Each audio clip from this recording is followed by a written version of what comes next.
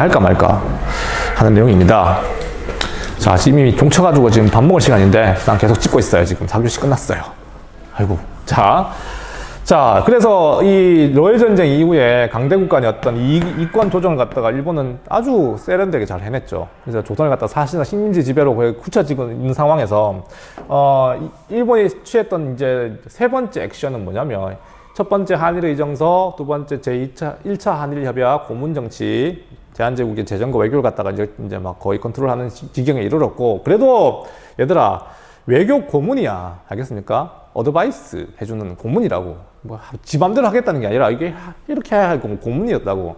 근데 러일 전쟁 이후에는 사실상 외교권까지도 가져갑니다. 알겠어요? 그게 바로 제 2차 한일 협약이라고 하는 게 바로 을사늑약이야. 너네가 알고 있는 을사늑약은 원래 이름은 제2차 한일협약입니다. 자, 고문정치를 그만두고요. 드디어 이제 일본이 대한제국의 외교권을 갖다가 가져가는 거지. 이거 모르는 사람 없죠? 알겠습니까? 다 아니까. 일단은 이걸 매저리 되게 되는 배경 같은 거 잘 모르더라고. 이게 왜 일본이 갑자기 외교권을 가져갔을까? 배경. 배경도 좀 알았으면 좋겠어요. 일본이 그냥 뜬금없이 우리 외교권 가져갈게. 우리 전쟁에 이겼거든?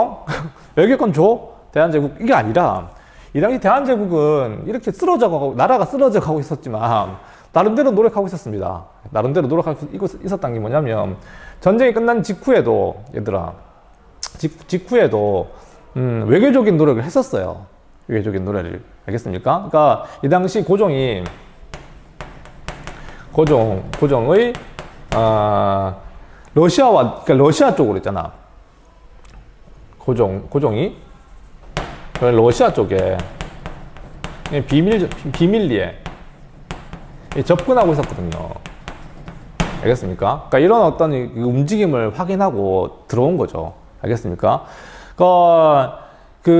실제로 이 당시 뭐 프랑스라든가 이쪽에 이용익이라는 사람을 파견해가지고 러시아와 접촉해가지고 어떻게든 이거 봐봐, 우리 어디 갔노? 한일 의정서 위반인 거지. 어떻게 보면 군사 동맹이잖아, 맞죠? 그 군사 동맹을 맺고 있음에도 불구하고 적국이었던, 그치, 일본의 적국은 우리의 적이, 우리는 중립을 지키려고 했었지. 우리 일본이 무시해서 그렇지.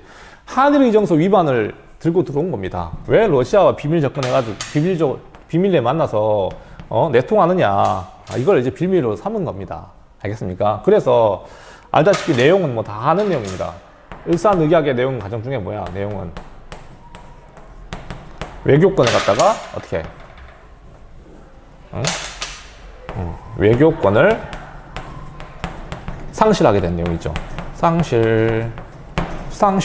외교권 상실. 다 아는 내용이죠. 그래서 이제 사실상 대한제국의 외교를 갖다가 일본이 하게 되니까 이 외교를 담당하는 부서를 하나 만들어요. 대한제국의 외교를 담당하는 부서. 그게 뭡니까? 그게 뭐예요? 뭐 너네 총독부하고 자꾸 통감부 헷갈리는데 이게 통감부야, 통감부.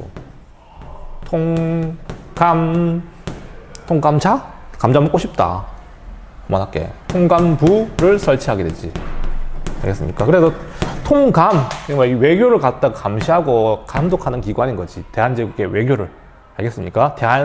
한일의정서 위반이라는 그런 말도 안 되는 얘기를 가지고 와서, 알겠습니다. 통감 설치하고, 이때 초대 통감이 바로 너네 알고 있는 누굽니까? 이토 히로부미 이등방문이 이제 우리 조선에 오게 되죠. 알겠습니까? 그래서 외교권을 갖다가 사실상 이토가 관할하게 됩니다. 외교 고문이 아니라 이제는 외교를 갖다가 직접 해버리는 거죠. 알겠습니까? 외교권 상실. 오케이, 너네 알고 있는 얘기입니다. 자, 그래서 외교권을 잃어버리는 그 과정에서 여러분들 알다시피 이 당시 학부 대신에 이완용의 어떤 매국 행위라고 얘기하는데, 얘들아 이거 떨어지겠다. 잠깐만.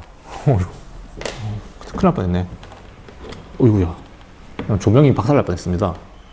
자, 됐고. 자, 너네가 알고 있는 이완용의 어떤 한일 의정서, 제1차 한일 협약, 이거 을사조약을 체결했던 게 이완용이어가지고 매국노로 알고 있는데 맞긴 맞죠. 그러니까 이게 외교권을 갖다가 일본에게 넘겼는데 1등 공신이었던 게 이 사람이죠. 뭐 일사오적 해가지고 그 중에 한 사람이죠. 5명의 그 당시 8명이었거든요. 그 8명이었던 그 장관들 중에 5명이 찬성했고 반대했던 애들 3명 있었고 한데 기권한 애들도 있었고. 근데 이거 한번 나중에 제대로 다뤄볼 필요가 있어. 이게 과연 이완용이 다 덮었어야 될 문제인가. 근데 이거 거부할 수가 없는 상황이었거든. 일본이 그냥 사실상 남산에 포대를 설치해놓고 남산에 포대 설치해놓고 서울을 불바다로 만들 생각으로 지금 그런 식으로 지금 나오고 있는데 이거 거부한다고 해서 되는 것도 아니었어 사실. 이해됩니까? 누가 지금 러시아도 패배하는 상황에서 어느 나라가 지금 조선을 도와주겠습니까? 할 문제도 아니었고 이거는 이 고종이 결단해야 될 문제야 사실. 고종. 야, 대한제국의 모든 권한이 누구한테 있는데? 이완용한테 있나? 내각에 있습니까? 아니라고.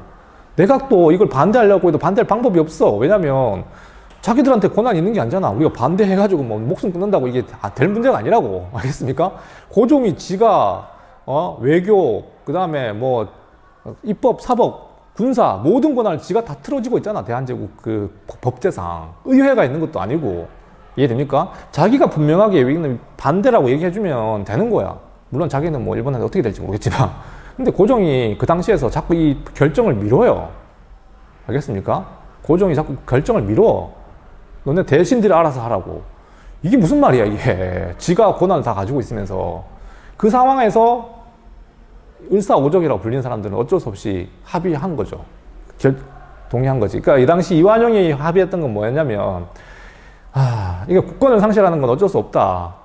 이완용은. 국권 상실, 이거 외교권을 갖다 넘겨주는 문제는 일본의 어떤 그 강력한, 이거 봤잖아. 이거 일본은 배상금도 안 받고 지금 러인전쟁 끝낸 상황이었다고. 이해됩니까?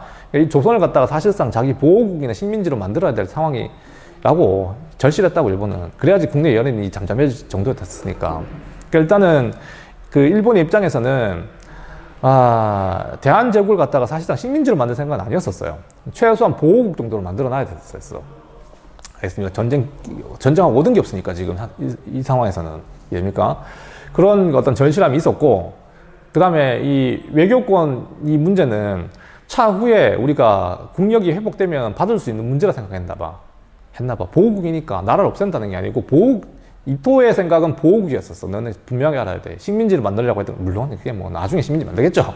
그래서 어쨌든 외교권이라고 하는 걸 잠시 일본이 가져가고 외교권을 행사하고 나중에 대한제국의 어떤 그 국력이 회복되면 돌려줄 수 있고 하는 문제니까 그냥 서명해라 라고 하는 그런 협상 과정이었습니다. 알겠습니까? 그리고 이완용이 그리고 여기 이완용을 비롯하여 을사오적 여기 찬성했던 이유 중에 하나가 뭐냐면 대한제국의 황실을 보존한다는 조건 때문이었거든요.